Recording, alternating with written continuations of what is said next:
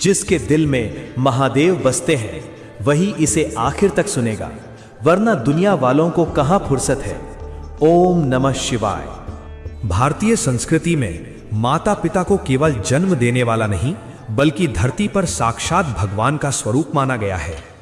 शास्त्रों में कहा गया है, मातृदेवो भवः पितृदेवो भवः, अर्थात माता और पिता देवता के समान हैं। जिस संतान ने अपने माता पिता को दुखी किया, उनका अपमान किया, उनकी सेवा नहीं की, वो चाहे जितना भी मंदिर चला जाए, व्रत उपवास कर ले, मंत्र जप कर ले, उसकी भक्ति अधूरी ही रहती है। महादेव स्वयं कहते हैं कि जो अपने माता पिता का आदर नहीं करता उसकी पूजा मुझे स्वीकार नहीं होती। माता वो है जो 9 महीने तक हमें अपने शरीर में रखती है, दर्द सहती है और जन्म देने के बाद भी अपने सुख चैन को त्याग कर हमें पालती है। पिता वो है जो अपने सपनों को दबाकर हमारी जरूरतों को पूरा करता है। ऐसे माता पिता को कष्ट देना वास्तव में ईश्वर को कष्ट देने के समान है। आज का युग भौतिक सुखों का युग बन गया है।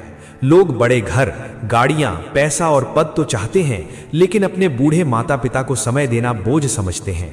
कुछ लोग उन्हें वृद्धाश्रम भेज देते हैं, कुछ उनसे बात तक नहीं करते। ऐसे में महादेव की भक्ति कैसे फल दे सकती है? महादेव वैराग्य, करुणा और सत्य के देवता हैं। वे दिखावे की पूजा नहीं देखते, वे हृदय की पवित्रता देखते हैं। अगर हृदय में माता पिता के लिए सम्मान नहीं है तो शिवलिंग पर चढ़ाया गया जल भी व्यर्थ हो जाता है। मातृत्व दिवस केवल एक औपचारिक दिन नहीं है, ये दिन हमें याद दिलाता है कि माँ के चरणों में ही स्वर्ग है और पिता के आशीर्वाद में जीवन की दिशा। एक दिन फूल दे देना, सोशल मीडिया पर स्टेटस लगा देना, इससे कर्तव्य पूरा नहीं होता। माता पिता को चाहिए हमारा समय, सम्मान, सहारा और प्रेम, हर दिन, हर पल।